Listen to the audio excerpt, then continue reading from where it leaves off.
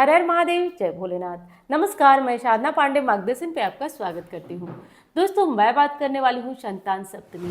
संतान के लिए महिलाएं क्या कुछ नहीं करती हैं, और ये तो पूरा व्रत ही निर्भर है संतान पे। संतान का अर्थ हुआ बेटा या बेटी, जो भी आपकी संतान है, बच्चे हैं। ये व्रत सबके लिए होता है। वैसे तो कहा जाता है कि ये व्रत केवल पुत्र संतान के लिए होता है, लेकिन संतान में सब कुछ आता है, तो इसलिए मंगल कामना हम संतान की यानी कि बेटा बेटी दोनों की कर सकते हैं। तो दोस्तों, इस साल 10 तारीख को 10 सितंबर मंगलवार के दिन संतान सप्तमी का व्रत किया जाएगा।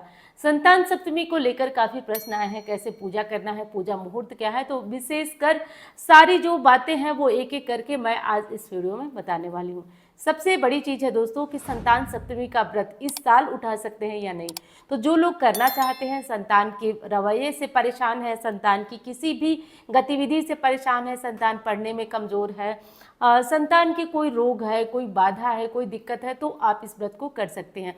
कब तक किया जाता है? वैसे तो ये व्रत जीवन पर्यंत किया जाता है, लेकिन हो सके आपके काम पूरे हो जाएं तो आप इस व्रत का उद्यापन भी कर सकते हैं। लेकिन जो महिलाएं करती हैं वो पूरे मतलब एक होता है जैसे जीवित पुत्रिका है कि जब तक शरीर चलता है, शक्ति रहती है, तब तक किया जाता है। तो संतान सप्तमी का व्रत किया कैसे जाता है दोस्तों? संतान सप्तमी का व्रत जो है वो पूजा दोपहर में पूजा होती है। पूजा मुहूर्त मैं बताने वाली हूँ आपको। दोपहर में पूजा के बाद महिलाएं जल फल लेकर के व्रत करती हैं। अगले दिन अपना पूजा का जो विसर्जन होता है, विसर्जन करने के बाद अपना व्रत खोल लेती हैं। तो इसी तरह से किया जाता है। निर्जला इस व्रत को नहीं किया जाता है। जब तक पूजा नहीं हो जाती तब तक पानी वगैरह नहीं पिया जाता। किसी कारण से शारीरिक कोई दिक्कत है, समस्या है, तो आप पानी पी सकते हैं, लेकिन नियम यही कहता है। तो ये भी स्पष्ट हो गया कि आपको व्रत करना है इस साल। और दूसरी चीज़, जो पहले से करते आ रहे हैं उनके लिए पूजा मुहूर्त जानना जरूरी है। सबके लिए पूजा मुहूर्त जानना जरूरी है। 11:52 से दिन में 11:52 से 12:42 तक पूजा का शुभ मुहूर्त है। इस संतान सप्तमी की जो पूजा होती है वो दोपहर के समय होती है। तो इसलिए ध्यान रखिए, जो मुहूर्त मैंने बताया इसी मुहूर्त में आपको यह पूजा संपन्न करना है। पूजा कैसे करना है वो जान लेते हैं। दोस्तों, पूजा के लिए सबसे पहले तो शिव पार्वती जी की प्रतिमा होनी चाहिए, शिव जी और माता पार्वती की। और गौरी गणेश के बिना कोई पूजा पूर्ण नहीं होती है, तो वो भी आपको कर लेना है।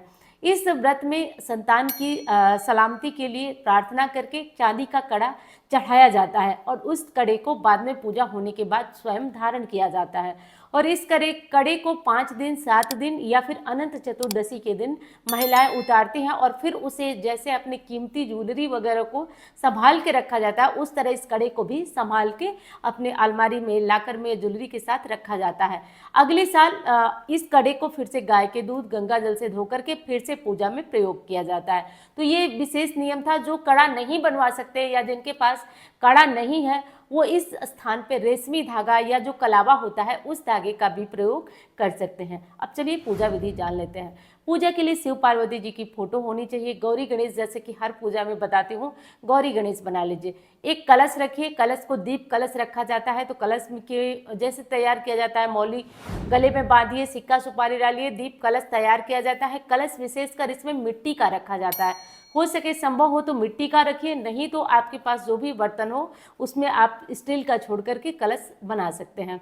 उसके बाद सबसे पहले गौरी गणेश जी की पूजा की जाती है। गौरी गणेश की पूजा करने के बाद शिव पार्वती की पूजा की जाती है। उनसे प्रार्थना किया जाता है कि संतान हमारी दीर्घायु हो। आज सूर्य देव को भी जल दिया जाता है, क्योंकि सप्तमी है और सप्तमी तिथि के जो मालिक कहे जाते हैं वो सूर्य देव कहे जाते हैं। तो सुबह सूर्य देव की पूजा करने के बाद ही आप अपना पूजा प्रारंभ करिएगा। ये विशेष बात है जिसे ध्यान रखिएगा। पूजा में जो कड़ा आपने लाया है, वो पूजा शिव पार्वती जी, गौरी गणेश की पूरी होने के बाद आपको कड़े की पूजा करनी होती है। कैसे करेंगे? तो नया है तो भी, पुराना है तो गाय का दूध रखिए, उससे कड़े को धोइए, फिर साफ जल से धोइए। उसके बाद उस कड़े को आप हल्दी, कुमकुम, अक्षत लगाकर पूजन करिए। पूजा में पड़े रहने दीजिए। और जो लोग कड़ा नहीं रखे हैं, अपना कड़ा जो लोग नहीं बनवा पाए हैं, वो लोग रेशमी धागा ले लें। धागे में 7 गांठें लगा लें और इस धागे की भी पूजन करें। दूध गंगा जल का छिड़काव कर दें कड़े पे, और उसके बाद उसका पूजन करें। और पूजा खत्म होने के बाद आप इसको अपने दाहिने हाथ में बांध लें, या कड़ा है चांदी का तो दाहिने हाथ में इसे आप पहन सकते हैं। पूजा में उसके बाद आप भगवान को मौसमी फल भोग लगाएं और भोग में 7-7 जोड़े पूड़ी और 7 जोड़े पुआ बनता है, मतलब 14-14 पूड़ी और 14 पुए बनते हैं। तो मतलब 14-14 चीज़ें पूजा खत्म होने के बाद आप 7 जोड़े जो होते हैं वो प्रसाद स्वरूप आप अपने संतान सहित खा सकते हैं, लेकिन 7 जोड़े 7 जो पुए होंगे, पूड़ियाँ होंगी, उनको दान किया जाता है।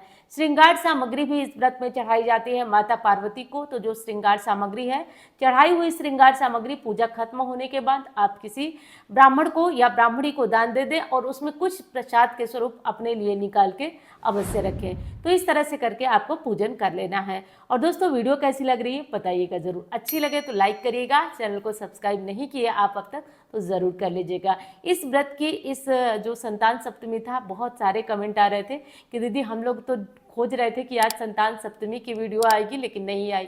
देखिए, हमेशा थोड़ा सा व्यस्तता हो ही जाती है, लेकिन जो व्रत होते हैं उनको मैं आपको समय पे बता देती हूँ। तो उसके लिए आप लोग घबराएं नहीं, याद सब कुछ रहता है, बस कुछ कारण ऐसे रहते हैं जिसमें वीडियो शूट नहीं हो पाती है। तो ये था कि संतान सप्तमी की पूजा कैसे करना है, क्या क्या चीज़ें करना है। आज की पूजा में के बाद श्री कृष्ण जी की भी पूजा की जाती है। भगवान श्री कृष्ण की पूजा करने का विधान है, क्योंकि धर्मराज युधिष्ठिर बताते हैं, उनसे जो है श्री कृष्ण जी ने इस व्रत का वर्णन किया था। तो वो बताते हैं कि कलयुग में यदि कोई दुखी स्त्री हो, संतान न हो, या फिर संतान होने के बाद संतान से तकलीफ मिल रही हो, सुख नहीं प्राप्त हो रहा है, तो उसे संतान सप्तमी का व्रत अवश्य रूप से करना चाहिए। संतान सप्तमी व्रत से संतान संबंधी कष्ट दूर होता है। संतान नहीं है तो शीघ्र ही संतान प्राप्ति होने लगती है। शास्त्र कहते हैं कि इस व्रत को देवकी वासुदेव ने किया था।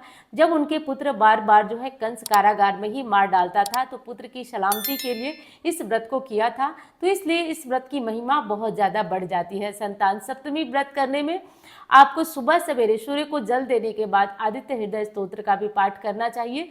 आज गाय के लिए घी लगी हुई रोटियां आप जरूर गाय को खिलाएं, इससे आपको सभी देवताओं और 9 ग्रहों की कृपा प्राप्त होती है। आज अपने घर के मुख्य दरवाजे पे रंगोली अनिवार्य रूप से आपको बनाना चाहिए। और जो व्रती हैं, जो संतान सप्तमी का व्रत करते हैं, उन्हें एक दिन पहले ही आप अपने बालों को अच्छी तरह से धो लें। जैसे कि मंगलवार को है तो सोमवार को अपने बालों को अच्छी तरह से धो लें। और संतान सप्तमी की पूजा करने से पहले कुछ लोग कोरी साड़ियाँ पहनते हैं, कुछ जो है पहनी हुई, तो पहने धुले साफ वस्त्र भी पहन सकते हैं। साथ साथ इसमें मांग में सिंदूर भर ले, पाँव में बिछुआ, पायल और महावर इत्यादि सब श्रृंगार करने के बाद आप इस पूजा को प्रारंभ कर सकते हैं। संतान सप्तमी की पूजा करने में अगर आपकी संतान आपके साथ है तो आप उसे भी पूजा में जरूर बैठाएं। और शिव पार्वती जी को वस्त्र स्वरूप आप कुछ वस्त्र पहना सकते हैं। नहीं वस्त्र है तो जो मौली होती है उसे वस्त्र स्वरूप गौरी जी, गणेश जी, शिव जी, पार्वती जी को चढ़ाया जाता है। उस कलावे को आप भगवान शिव जी के चरणों में रखें और उस कलावे को आप पूजा खत्म होने के बाद अपने संतान के हाथों में भी बांधें। ऐसा करने से देखेंगे कि आपकी जो समस्याएं हैं वो दूर होंगी, संतान आज्ञाकारी होंगे। जिनकी संतान नहीं है या किसी तरह से संतान मतलब तकलीफ में है, तो आज संतान गोपाल का भी पाठ किया जाता है। तो इस तरीके से करके दोस्तों संतान सप्तमी का व्रत हुआ। अब चलिए जान लेते हैं पारण कैसे करना है।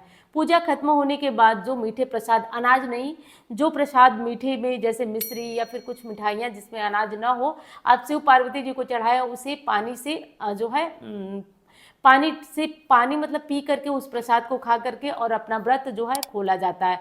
व्रत खोलने का मतलब कि पूरे दिन आपको जल फल ही लेना है। अगले दिन आप गाय को भोजन निकालें, पंडित को सीधा निकालें, उसके बाद आप अपना जो पारण होता है वो कर सकते हैं। इस तरह से करके दोस्तों संतान सप्तमी की व्रत की आपकी पूरी विधि मैंने बता दी और पूरी इसी तरह से आपको करके व्रत करती हूँ। तो उम्मीद करती हूँ जानकारी आपको पसंद आई होगी। धन्यवाद। हर हर महादेव।